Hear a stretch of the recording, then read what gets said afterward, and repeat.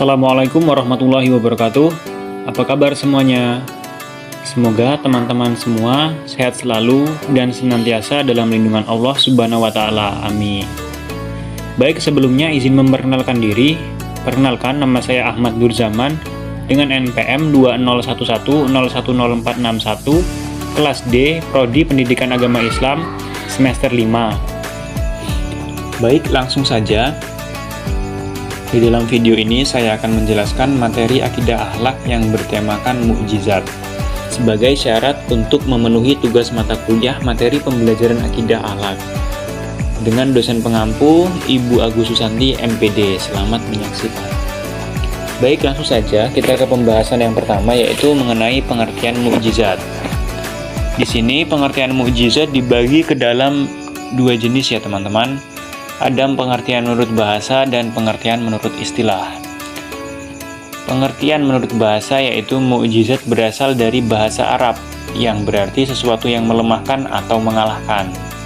Sedangkan menurut istilah, mukjizat berarti sesuatu yang luar biasa yang terjadi pada diri Nabi dan Rasul Allah dalam rangka membuktikan dirinya adalah Nabi dan Rasul yang tidak dapat ditiru oleh siapapun.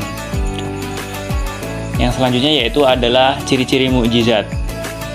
Ciri-ciri mukjizat yang pertama, diturunkan hanya kepada Nabi dan Rasul.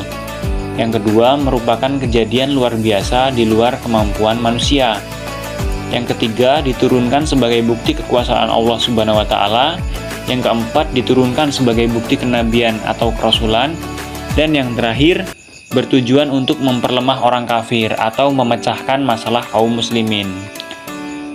Jadi mukjizat itu sendiri teman-teman, mukjizat itu dibagi ke dalam dua macam, yaitu mukjizat kauniyah dan mukjizat akliyah. Baik, kita masuk ke pembahasan yang pertama, yaitu mukjizat kauniyah. Mukjizat kauniyah ini adalah mukjizat yang tampak teman-teman, yaitu biasanya bisa dirasakan oleh panca indera. Dan mukjizat ini disebut juga dengan mukjizat terbatas. Artinya, kejadian di luar kemampuan manusia ini hanya terjadi di dalam satu waktu atau satu tempat, tidak bisa diulang dan tidak bisa dipelajari. Contohnya yaitu Nabi Isa yang dapat menghidupkan orang mati dengan izin Allah Subhanahu wa taala, dan Nabi Musa yang membelah laut dengan tongkatnya. Dan untuk yang kedua yaitu ada mukjizat akliyah, yaitu mukjizat yang hanya dipahami oleh akal pikiran. Ciri mukjizat ini adalah berlaku universal atau sepanjang masa dan dapat difahami dengan akal pikiran. Contoh dari mukjizat akliyah ini yaitu kitab suci Al-Quran, di mana berlaku sepanjang zaman, dari zaman Nabi sampai dengan saat ini masih dapat kita rasakan teman-teman.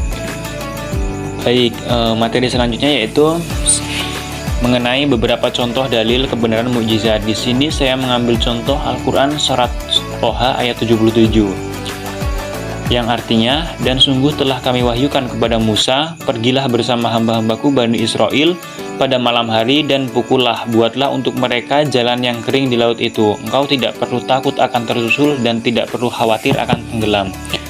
Al-Quran surat Toha ayat 77. Yang selanjutnya yaitu beberapa contoh mukjizat Nabi. Sebenarnya banyak ya teman-teman mukjizat Nabi itu. Di antaranya Nabi Ayub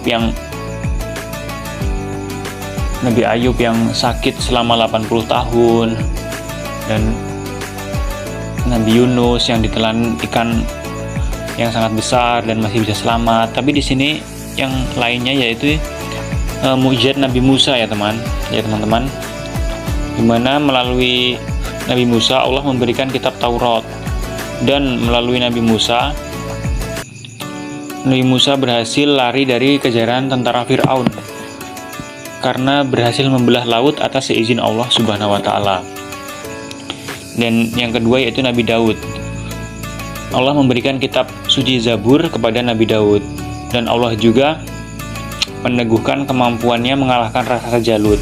Dan yang ketiga yaitu Nabi Isa, di mana Nabi Isa ini menerima kitab suci yaitu kitab Injil dan Mukjizatnya yang lain yaitu dapat menghidupkan orang mati dan menyembuhkan penyakit kusta.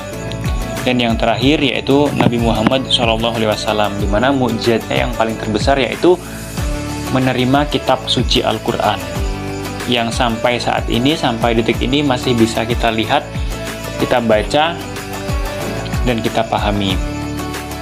Yang selanjutnya, yang terakhir yaitu hikmah adanya mukjizat. Jadi hikmah adanya mukjizat ini ya teman-teman, yaitu dapat melemahkan segala upaya, usaha serta tipu daya kaum kafir yang menentang dan menolak dakwah para nabi dan rasul, sebagai pembuktian nyata akan kenabian dan kerasulan seseorang. Mukjizat adalah bukti bahwa Allah Subhanahu wa Ta'ala Maha berkuasa dan Maha berkehendak. Demikianlah materi yang dapat saya sampaikan. Atas partisipasinya, saya mengucapkan terima kasih yang sebesar-besarnya. Kurang dan lebihnya saya mohon maaf. Kepada Allah saya mohon ampun. Akhirul kalam, billahi taufik wal hidayah. Wassalamualaikum warahmatullahi wabarakatuh.